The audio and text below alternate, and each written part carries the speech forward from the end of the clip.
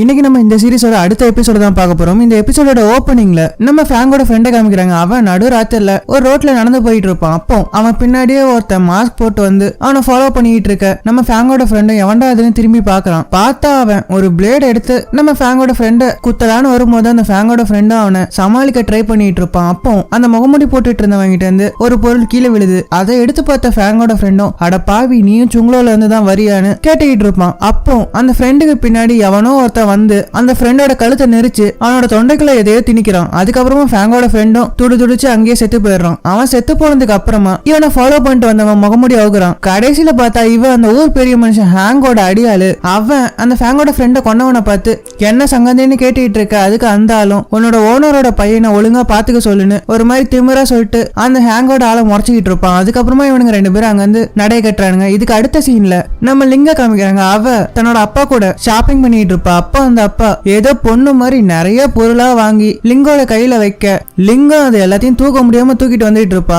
அவளை விட அவ வச்சிருக்க பொருள் தான் அநியாயத்துக்கு வெயிட்டா இருக்கும். அவளும் நடக்க முடியாம அவரை பார்த்து நைனா எதுக்காக இவ்வளவு பொருள் எல்லாம் வாங்கிட்டு இருக்க, ஜிங்குக்கு இவ்வளவு பொருள் யூஸ் பண்ணி பழக்கமே இல்லைன்னு சொல்லிக்கிட்டு இருக்க. அதை கேட்ட அவரும் அதெல்லாம் எனக்கு தெரியும், ஆனா ஜெனரல் எவ்வளவு பெரிய ஆளு, அவர் வீட்டுக்கு உன்னை அனுப்பும் போது வெறுங்கையோட அனுப்புறது, அதுக்குதான் இவ்வளவு காஸ்ட்லியா பொருள் எல்லாம் வாங்கி கொடுத்துக்கிட்டு இருக்கேன்னு சொல்லிக்கிட்டு இருப்பான். இப்படியே லிங்க அவங்க அப்பாவோட கொடுமையெல்லாம் சகிச்சுக்கிட்டு வந்துட்டு இருக்கும்போது அந்த ரோட்ல ஒரு பிச்சைக்காரனை போட்டு ரெண்டு பேர் அடிச்சுக்கிட்டு இருப்பாங்க. அப்போ அந்த இடத்துக்கு வந்த லூவோட அல்லக்கை அந்த பிச்சைக்காரனை காப்பாத்தி அவனுங்க ரெண்டு பேரையும் தட்டி கேட்டுட்டு இருப்பான். அவனை பார்த்தோன்னே நம்ம லிங்கம் ஐயோ இவன் நம்மளை பார்த்தானா நம்மளோட உண்மையெல்லாம் இவனுக்கு தெரிஞ்சு போயிடுமேன்னு சொல்லிட்டு அவ கையில வச்சிருந்த எல்லா பொருளையும் அவங்க அப்பா கையில போட்டு அங்கிருந்து குடுகுடுன்னு ஓடி போறான். இதுக்கு அடுத்து அந்த லூவோட அல்லக்கையும் அந்த ரெண்டு பேருக்கிட்டையும் நியாயம் கேட்க அவனுங்க ரெண்டு பேரும் கடுப்பாய் இவனை அடிக்க ஆரம்பிக்கிறானுங்க. இவனும் அவங்க ரெண்டு பேரும் சமாளிச்சுக்கிட்டு இருக்க லிங்கு அவனுக்கு உதவி செய்யலாமேன்னு சொல்லிட்டு அவன் கூட சேர்ந்து அந்த ரெண்டு ஆளுங்களையும் அடிச்சு அங்க வந்து ஓட விடுறா. இதுக்கு அடுத்து அந்த லூவோட அல்ல கையை அந்த பிச்சைக்காரனுக்கு கொஞ்சம் காசு கொடுத்து அங்க இருந்து அனுப்பிச்சு வைக்கிறான். அவன் கையில இந்த காசை பார்த்த லிங்கம் நீ நார்த் கிங்டம் சேர்ந்தவனா, அப்புறம் எதுக்காக லூ கூட சுத்திக்கிட்டு இருக்கன்னு கேட்டுட்டு இருக்க. அவனும் எதுக்காக இந்த நாடு ரெண்டா பிரிஞ்சதுன்னு எனக்கு தெரியல, இந்த ரெண்டு நாட்டுக்கும் நடந்த போர்ல எங்க அப்பா அம்மா செத்து போயிட்டாங்க, நான் தனியா இருந்ததை பார்த்து லூ தான் என்ன கூட சேர்த்துக்கிட்டாரு, இப்போ வரைக்கும் எனக்கு அவர் தான் பாதுகாப்பு கொடுத்துக்கிட்டு இருக்காருன்னு சொல்லிக்கிட்டு இருப்பான். அதுக்கப்புறமா அவனும் அங்க இருந்து கிளம்பி போறான். நம்ம லிங்கம் என்னடா நடக்குது இங்க ஒண்ணுமே புரியலையேன்னு சொல்லிட்டு தலையை சொரிஞ்சுக்கிட்டு அங்க இருந்து போறான். இதுக்கு அடுத்த சீன்ல ஃபேங், லூ, ஜிங் இவங்க மூணு பேரும் அந்த ஹோட்டல் ரூமை விட்டு வெளியே வராங்க. இவங்க மூணு பேரையும் அந்த ஹோட்டல்ல இருந்த வெயிட்டர் ஒன்னா பார்த்துட்டு என்னது இது போகும்போது ரெண்டு பேரா போனாங்க, இப்ப வரும்போது மூணு பேரா வந்திருக்காங்களேன்னு டபுள் மீனிங்கா யோசிச்சுட்டு இருப்பான். அதுக்கப்புறமா இவங்க மூணு பேரும் நாங்க இந்த ரூமை காலி பண்ணிட்டு போறோம்னு சொல்லிட்டு அங்க இருந்து கிளம்பி போறாங்க. இதுக்கு அடுத்து அந்த பெரிய புள்ளியையும் அவனோட அல்லக்கையும் காமிக்கிறாங்க. அந்த பெரிய புள்ளியை பார்த்து அந்த அல்லக்கை வர உங்க போக்கே சரியில்லை, நீங்க லூவுக்கும் ஜிங்குக்கும் வேலை போயிட்டீங்களான்னு அவனை கேட்க அதுல கடுப்பான அந்த பெரிய புள்ளியும் என்ன தைரியண்டா உனக்கு என்ன பார்த்து என்ன கேள்வி கேட்கிறேன்னு அவன் கிட்ட சண்டைக்கு நின்னுட்டு இருப்பான். அதை பார்த்து அந்த அல்லக்கையும் அப்படின்னா நீங்க அந்த லூவையும் ஜிங்கையும் இங்க வந்து துரத்தி விட்டுருங்க, அவங்க பண்ற பிசினஸ் நம்ம காலி பண்ணாதான் நம்மளால பொழைக்க முடியும்னு சொல்லிக்கிட்டு இருப்பான். அதுக்கப்புறமா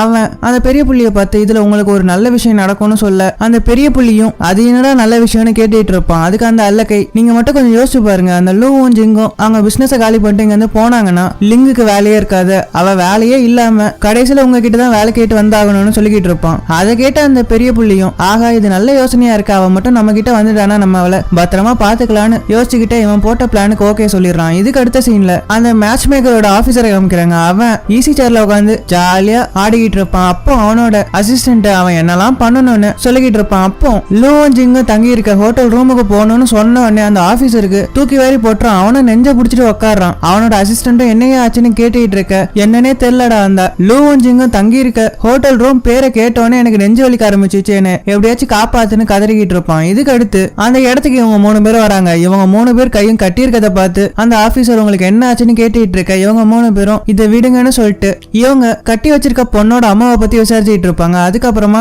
இந்த பொண்ணோட அம்மாவை பத்தின டீடைல்ஸ் எங்களுக்கு வேணும்னு சொல்லிக்கிட்டு இருக்க அந்த ஆபீசர் இதை பத்தி நான் போலீஸ் கிட்ட கேட்டு பாக்குறேன்னு சொல்லிட்டு அங்க இருந்து எந்திரிச்சு போகலான்னு பாப்பான். அப்போ இவங்க மூணு பேரும் அவனை தடுத்து இந்த விஷயம் ரொம்பவே சீக்ரெட் ஆனது, அதனால நீங்க போலீஸ் கிட்ட எல்லாம் போக கூடாது, உங்களோட இன்ஃபுளுன்ஸ் யூஸ் பண்ணி கண்டுபிடிங்கன்னு கேட்டுட்டு இருக்க. அதை கேட்ட அந்த ஆபீசரும் ஆஃபீஸரும் நான் உங்களுக்கு இதை பண்ணி கொடுத்தா நீங்க எனக்கு என்ன பண்ணுவீங்கன்னு நாசுக்கா லஞ்சம் கேட்டுட்டு இருப்பான். அதை கேட்டு கடுப்பான இவங்க 3 பேரும் அந்த ஆபீசரை பார்த்து நீங்க என்னெல்லாம் தகுடு தத்தம் பண்ணீங்கன்னு எங்களுக்கு நல்லாவே தெரியும், அதை எதையும் நாங்க இது வரைக்கும் வெளியே சொல்லாம இருக்கோம், அதுக்காக வச்சு நீங்க நாங்க சொல்றதை கேட்டுதான் ஆகணும்னு மிரட்டிக்கிட்டு இருக்க. அதை கேட்ட அந்த ஆபீசரும் என்னங்கடா நீங்களாம் மிரட்ட ஆரம்பிச்சிட்டீங்க, ஏதோ நான் மட்டும் தான் தப்பு பண்ற மாதிரி என்னையே குத்தம் சொல்லிக்கிட்டு இருக்கீங்க, தயவு செஞ்சு என்னை பத்தி எதையும் வெளியே சொல்லிடாதீங்க, நீங்க கேட்ட வேலையை நான் முடிச்சு கொடுத்துறேன்னு சொல்லிட்டு அங்கிருந்து போறான். இதுக்கு அடுத்து இவங்க 3 பேரையும் பார்க்கறதுக்காக ஒரு கப்பல்ஸ் வந்திருப்பாங்க. இவங்க 2 பேரும் அந்த இடத்துக்கு வந்து இவங்க 3 பேரையும் பார்த்து எங்களுக்கு டிவோர்ஸ் வாங்கி கொடுங்க, எங்களால ஒன்னா வாழ முடியாதுன்னு சொல்லிட்டு மாறி மாறி ஒருத்தர் குத்தம் சொல்லிக்கிட்டே இருப்பாங்க. அப்போ இவங்க 3 பேரும் அவங்க 2 பேருக்குள்ள என்னதான் பிரச்சனைன்னு கேட்கலான்னு போவாங்க. அப்போ இவங்க 2 பேரும் அவங்க பேசவே விடாம 2 பேரும் மாறி மாறி கத்திட்டு இவங்களே அங்க இருந்து கிளம்பி போயிடுவாங்க. இவங்க போனதுக்கு அப்புறமா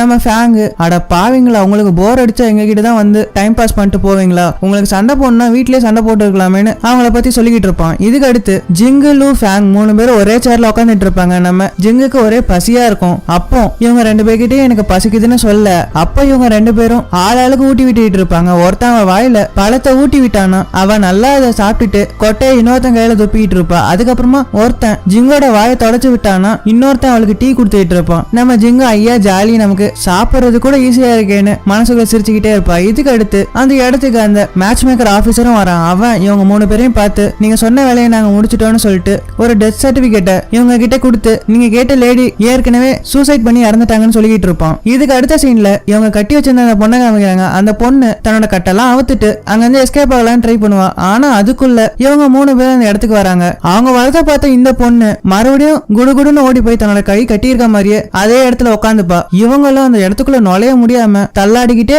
அந்த பொண்ணு கிட்ட வராங்க. அங்க வந்து உங்க அம்மாவை பத்தின விஷயத்த நாங்க தெரிஞ்சுக்கிட்டோம், உங்க அம்மா இப்ப உயிரோடவே இல்ல, அவங்க இறந்து போயிட்டாங்கன்னு சொல்லிக்கிட்டு இருப்பாங்க. அதை கேட்ட அந்த பொண்ணு நீங்க போய் சொல்றீங்க, எங்க அம்மா இன்னும் உயிரோட தான் இருக்காங்கன்னு அவங்க கிட்ட சொல்லிக்கிட்டு இருப்பா. அதை கேட்ட இவங்க 3 பேரும் அவங்க அம்மா இறந்ததுக்கான டெத் சர்டிபிகேட்டை இவ கண்ணு முன்னாடி காமிக்க அதை பார்த்து கடுப்பான இவளும் அட பாவீங்களா என்கிட்டயே போய் சொல்லிட்டீங்களா, உங்க யாரையும் நான் உயிரோட விட மாட்டேன்னு சொல்லிட்டு அந்த கேங் ஆளுங்களை கொல்றதுக்காக அங்க இருந்து வேகமா ஓடி போறா. இவங்க 3 பேரும் அவளை துரத்த முடியாம தள்ளாடிக்கிட்டே அங்க இருந்து போறாங்க. இதுக்கு அடுத்து லூ ஃபேங் ஜிங் இவங்க 3 பேரும் அவங்களோட ஹோட்டல்ல உட்காந்து நம்ம கை இப்படி கட்டி போட்டு இருக்கேன்னு யோசிச்சுட்டு இருப்பாங்க. அப்போ ஜிங் அவங்க 2 பேரையும் பார்த்து நம்ம இப்படியே 3 பேரும் ஜோடி போட்டு போனா ஊரே நம்மளை பார்த்து சிரிக்குமேன்னு சொல்லிக்கிட்டு இருப்பா. அப்போ ஃபேங்கு அட போமா நீ வேற, நானே கக்கா வந்துச்சுன்னா எப்படி போகுதுன்னு தெரியாம முழிச்சுக்கிட்டு இருக்கேன்னு ஒரு மாதிரி சோகமா சொல்லிக்கிட்டு இருப்பான். அதை கேட்ட ஜிங்கோ அடே நீ அதை பத்தி யோசிச்சுட்டு தான் இருக்க, ஆல்ரெடி அந்த பிரச்சனையில ஒருத்தன் துடிச்சுக்கிட்டு இருக்கான்னு சொல்லிக்கிட்டு இருப்பான். இன்னொரு பக்கம் நம்மளும் வயிற்ற பிடிச்சிக்கிட்டு ஐயோ நம்ம மானத்தை வாங்குறாளேன்னு முழிச்சுக்கிட்டு இருக்கா. இதுக்கு அடுத்து இவங்க 3 பேரும் எப்படி இந்த கயிறுல இருந்து ரிலீஸ் ஆகுறதுன்னு பேசிட்டு டயர்டாய் உட்காந்துட்டு இருக்கும்போது அந்த இடத்துக்கு கரெக்டா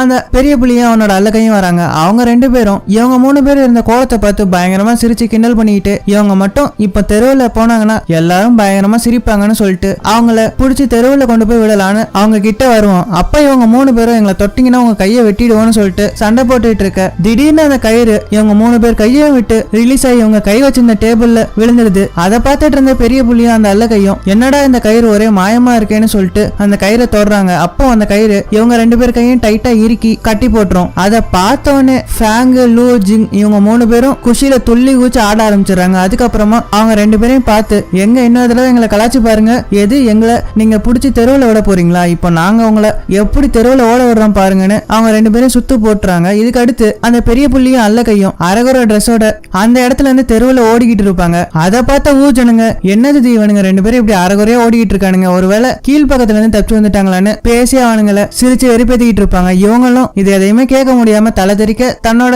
ஹோட்டலுக்கு ஓடி போறாங்க. இதுக்கு அடுத்த சீன்ல இதுக்கு முன்னாடி ஒரு எபிசோட்ல ஃபேங்கும் ஜிங்கும் சேர்ந்து காப்பாத்தின அந்த ஹோட்டல் டான்ஸரை காமிக்கிறாங்க. அந்த பொண்ணு ஒரு ஹோட்டல்ல டான்ஸ் ஆடிக்கிட்டு இருக்கும்போது அவளையே ஒருத்தமை மறந்து பார்த்துக்கிட்டு இருப்பான். அப்போ அந்த இடத்துக்கு அந்த ஊர் பெரிய மனுஷன் ஹேங்கோட பையன் வரான். அவன் மறுபடியும் அந்த பொண்ணுகிட்ட வம்பளுக்கலான்னு வர அப்போ அந்த பொண்ணை மெய் மறந்து பார்த்துட்டு இருந்த அந்த ஆளு அந்த ஹேங்கோட பையனை தடுத்து நிறுத்துறான். அதுல கடுப்பான அந்த ஹேங்கோட பையனும் தன்னோட ஆளுங்களை விட்டு அவனை மொத்தன்னு முத்திக்கிட்டு இருப்பான். அப்போன்னு பார்த்து அந்த இடத்துக்கு ஃபேங்கோட ஃப்ரெண்டை கொண்டவன் வரான். அவன் ஹேங்கோட பையனை பார்த்து போதும் சார் நம்ம மேல இருக்க ரூமுக்கு போலாம் வாங்கன்னு சொல்லிட்டு அவனை கூட்டு போறான். இன்னொரு பக்கம் அந்த ஹோட்டல்ல டான்ஸ் ஆடிட்டு இருந்த பொண்ணை பார்த்து வேற 2 பொண்ணுங்க அப்படி என்னதான் இவகிட்ட இருக்கு, எல்லா ஆம்பளைங்களும் அவ பின்னாடியே போறாங்க, நம்மள யாருமே சூஸ் பண்ண மாட்டாங்க, இந்த ஹேங்கோட பையனையாச்சு அவகிட்ட இருந்து பிரிச்சு வைக்கணும்னு பேசிக்கிட்டு இருப்பாங்க. அதுக்கப்புறமா அந்த 2 பொண்ணுல ஒரு பொண்ணு நான் எப்படியாவது அந்த ஹேங்கோட பையன் மனசை மாத்தி என் பின்னாடி அவனை சுத்த வைக்கிறேன் போறேன் பாருன்னு சொல்லிட்டு அங்கிருந்து போறா. இதுக்கு அடுத்து அந்த ஹேங்கோட பையனை அவனை கூப்பிட்டு வந்தவன் ஒரு ரூம்ல உட்கார வச்சு அட்வைஸ் பண்ணிட்டு இருப்பான். அப்போ அவன் அந்த ஹேங்கோட பையனை பார்த்து, நீங்க கல்யாணம் பண்ணிக்கணும்னு நினைச்ச பொண்ணு வேற ஒருத்தனை சூஸ் பண்ணிட்டா, அதனால நீங்க உங்க அப்பா சொல்ற பேச்ச கேளுங்கன்னு சொல்லிக்கிட்டு இருக்கா. அதை கேட்டு கடுப்பான அவனும், எங்க அப்பா ஒன்னும் பெரிய யோகியெல்லாம் கிடையாது, அவரே ஒரு 1ஆம் நம்பர் ஃப்ராடு, அவர் எனக்கு அட்வைஸ் பண்ண வந்துட்டாரா, நான் என்னோட இஷ்டப்படிதான் இருப்பேன்னு சொல்லிக்கிட்டு இருப்பான். அப்போ அந்த டான்ஸரை பார்த்து பொருளி பேசிட்டு இருந்த பொண்ணு ஹேங்கோட பையன்கிட்ட வந்து ஆசைவார்த்தை காட்டி அவனுக்கு சரக்கு கொடுத்து அவனை மயக்கிறா. அவனும் இவ வச்ச வலையில விழுந்து அவளை தன்னோட மடியில உட்கார வச்சு பேசிட்டு இருப்பான். அப்போ அந்த பொண்ணு, உங்களுக்கு இங்க இருக்க இஷ்டம் இல்லைன்னா வாங்க நம்ம காத்தார வெளியே நடந்துட்டு வருவோன்னு சொல்ல, அதை கேட்டு அவனும் அவ பேச்சுல மயங்கி சரின்னு சொல்லிட்டு இன்னும் பல்ல காமிச்சிட்டு இருப்பான். அப்போ அந்த பொண்ணு அந்த ஹேங்கோட பையனை கூப்பிட்டு வந்து அட்வைஸ் பண்ணிட்டு இருந்த ஆளை பார்த்து, நீங்க ஒன்னும் கவலைப்படாதீங்க, நீங்க பாத்துக்கிட்டதை விட நான் இவரை பத்திரமா பாத்துக்கிறேன்னு சொல்லிட்டு அப்படியே ரோட்ல காத்தார நடந்து போயிட்டு இருப்பா. இதையெல்லாம் அந்த ஹேங்கோட பையனை கூப்பிட்டு வந்து பேசிட்டு இருந்தவன் ஜன்னல் வழியா எட்டி பார்த்து முறைச்சிக்கிட்டே இருப்பான். அப்போ இவன் இருந்த ரூமுக்கு ஜிங்கும் ஃபேங்கும் கடத்தி வச்சிருந்த பொண்ணு வர. அவ இவனை பார்த்து முறைச்சிக்கிட்டு ஒரு கத்தி எடுத்துட்டு அவனை கொல்றதுக்காக அவன் கிட்ட வரா. இந்த இடத்துல கட் பண்ணி இதுக்கு அடுத்த சீனை காமிக்கிறாங்க. அதுல நம்ம லூவை பார்க்கறதுக்காக அவனோட அல்லக்கை வரான். அவன் லூவை பார்த்து, லின்ஸ்டேட்டோட கவர்மெண்ட் நார்த் கிங்டமோட தொடர்புல இருந்ததுனால தண்டனைக்கு ஆளாயிருக்கு, அது மட்டும் இல்லாம அந்த கிங்டமோட ராஜாவோட 2 ஒய்ஃபுங்க மட்டும் உயிரோட இருக்காங்க, அவங்க 2 பேருக்கும் சில மாசத்துக்கு முன்னாடி இன்னொரு கல்யாணமும் நடந்திருக்கு, அது எப்படின்னு எனக்கு புரியவே இல்லை, அவங்க 2 பேரும் குன்ஃபுல பெரிய ஆளுங்கன்னு சொல்லிக்கிட்டு இருப்பான். அதுக்கப்புறமா இவங்க 2 பேரும் இதை பத்தி பேசிக்கிட்டே ரோட்ல நடந்து போயிட்டு இருக்கும்போது இவங்களை அந்த ஹேங்கோட ஆளு ஒளிஞ்சு நின்று வேவ் பார்த்துட்டு இருப்பான். அப்போ லூவும் அவனோட அல்ல கையும் அவனை பாத்துருவாங்க. உடனே பக்கத்துல இருந்து ஒரு பானையை எடுத்து அவன் மண்டையிலேயே எழுதலான்னு பாப்பாங்க. ஆனா அவன் எஸ்கேப் ஆகி அங்கிருந்து ஓடி போயிடுவான். லூவோட அல்ல கையும் அவனை துரத்தி பிடிக்கலான்னு ட்ரை பண்ணும்போது லூ அதெல்லாம் வேண்டாம், இவனுங்க ரொம்ப டேஞ்சரான ஆளுங்க, தனியா போய் மாட்டிக்காதுன்னு சொல்லிக்கிட்டு இருப்பான். இதுக்கு அடுத்த சீன்ல நம்ம ஃபேங்கையும் ஜிங்கையும் காமிக்கிறாங்க. அவங்க 2 பேரும் ரோட்ல இவங்க கிட்ட இருந்து தப்பிச்சு போன பொண்ணை பத்தி விசாரிச்சுட்டு இருப்பாங்க. அப்ப ஜிங்கு ரோட்ல போற எல்லாரையும் பார்த்து அந்த பொண்ணோட அடையாளத்தை சொல்லி யாராவது பாத்தீங்களான்னு எல்லாரையும் கேட்டுட்டு இருப்பா. அப்போ ஃபேங்கு, எப்பா போதுண்டா சாமின்னு சொல்லிட்டு ஒரு டேபிள்ல போய் உட்காரான். ஜிங்கும், ஏன்டா நம்ம சீக்கிரமா அந்த பொண்ணை கண்டுபிடிச்சாகணும், அதுக்குள்ளே நீ டயர்ட் ஆயிட்டியேன்னு சொல்லி அவங்க கிட்ட பேசிட்டு இருக்க. அப்போ ஃபேங்கு, எம்மா நம்ம எப்படினாலும் வேலை பார்த்துதான் ஆகணும், நம்ம இப்படியே அந்த பொண்ணை பத்தி எல்லாருக்கிட்டையும் விசாரிச்சுட்டு இருந்தா நம்ம அந்த பொண்ணை கண்டே பிடிக்க முடியாதுன்னு சொல்லிட்டு இருப்பான். அதுக்கப்புறமா அவகிட்ட ஒரு டீயை கொடுத்து குடிக்க சொல்லிட்டு இருப்பான். அப்போ ஃபேங்கு ஜிங்க பார்த்து, நம்ம அவளை பத்தி தெரிஞ்சுக்கணும்னா இந்த ஊருக்குள்ளே எல்லா விஷயமும் தெரிஞ்ச சில பேர் இருப்பானுங்க, அவனுங்க கிட்ட தான் போய் கேட்கணும்னு அவளுக்கு ஒரு நல்ல ஐடியா கொடுத்துட்டு இருப்பான். இதுக்கு அடுத்து ஜிங்கும் அவன் சொன்ன ஐடியாவை பிடிச்சுப்பா. இதுக்கு அடுத்த சீன்ல அந்த ஊருக்குள்ளேயே நடக்கிற எல்லா விஷயத்தையும் தெரிஞ்சுக்கிட்டு நியூஸ் பேப்பர்ல போட்டுட்டு இருக்க 2 பேரை போய் பாக்குறாங்க. அவங்க 2 பேரையும் வழிமறிச்சு இந்த ஊருக்குள்ள ஏதாவது வினோதமா நடந்ததான்னு கேட்டுட்டு இருக்க. இவனுங்க 2 பேரும், ஆமா ஆத்தங்கர ஓரமா ஒரு பொண்ணோட சடலம் மிதந்து வந்திருக்கு, அந்த பொண்ணோட உடம்புல எக்கச்சக்க காயம் இருக்கு, அது மட்டும் இல்லாம அந்த பொண்ணோட கழுத்தை யாரோ பயங்கரமா நெரிச்சிருக்காங்க அப்படின்னு சொல்லிக்கிட்டு இருப்பாங்க. அதை கேட்ட ஃபேங்குக்கு, ஆகா இது நார்த் கிங்டம் சேர்ந்த சோல்ஜர்ஸ் யூஸ் பண்ற ஒரு டெக்னிக் ஆச்சு, இவனுங்க தான் கழுத்தை நெரிச்சு கொலை பண்றதுல திறமசாலிங்கன்னு யோசிச்சுட்டு இருப்பான். இதுக்கு அடுத்து ஜிங்கும் அந்த 2 பேரை பார்த்து இவங்க கடத்தி வச்சிருந்த பொண்ணோட பேரை சொல்லி அந்த பொண்ணை பத்தி ஏதாவது தெரியுமான்னு கேட்க அவனுங்க 2 பேரும் அந்த பொண்ணோட வீட்டு அட்ரஸ் கொடுக்குறாங்க. இதுக்கு அடுத்து அந்த ஹேங்க காமிக்கிறாங்க. அவன் தன்னோட இடத்துல நின்னுட்டு இருக்கும் போது அவனோட அடியால் அவன் கிட்ட வந்து, நம்ம கேங்க பத்தி யாரோ சில பேர் தீவிரமா தேடிட்டு இருக்காங்க, அது மட்டும் இல்லாம அவனுங்க குன்ஃபுல பெரிய ஆளா இருக்கானுங்கன்னு சொல்லிக்கிட்டு இருப்பான். அப்போ அந்த ஹேங்கு அவனோட அடியால பார்த்து, நம்ம ரொம்ப ஜாக்கிரதையா இருக்கணும், நம்மளோட ஆளுங்க கிட்ட உஷாரா இருக்க சொல்லு, நம்மள யாருமே கண்டுபிடிச்சிட கூடாதுன்னு சொல்லிக்கிட்டு இருப்பான். அதுக்கப்புறமா தன்னோட அடியால பார்த்து ஃபேங்கும் ஜிங்கும் கடத்தி வச்சிருந்த பொண்ணை பத்தி கேட்டுட்டு இருப்பான். அதை கேட்டு அந்த அடியாலும் அந்த பொண்ணை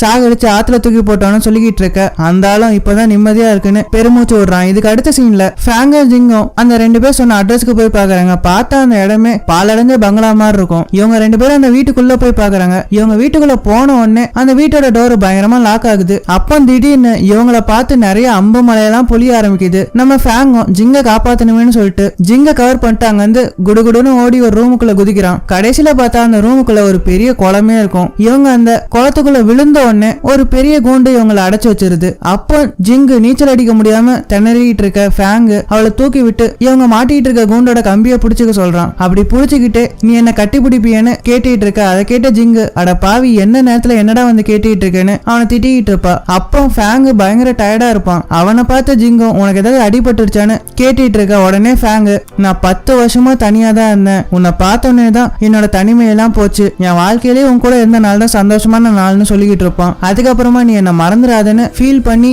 சொல்லிட்டு கொஞ்சம் கொஞ்சமா தண்ணிக்குள்ள முழுகிட்டு இருக்கான். இன்னொரு பக்கம் ஜிங்கோ எங்களை யாராச்சும் காப்பாத்துங்களேன்னு சொல்லிட்டு பயங்கரமா கத்திக்கிட்டு இருக்கா. இப்படியே இந்த எபிசோடும் முடியுது. இதுக்கு அடுத்து என்ன நடந்துச்சுன்றது அடுத்த எபிசோட்ல சொல்றேன். அது வரைக்கும் ஆஃப் ஆன் கைஸ்.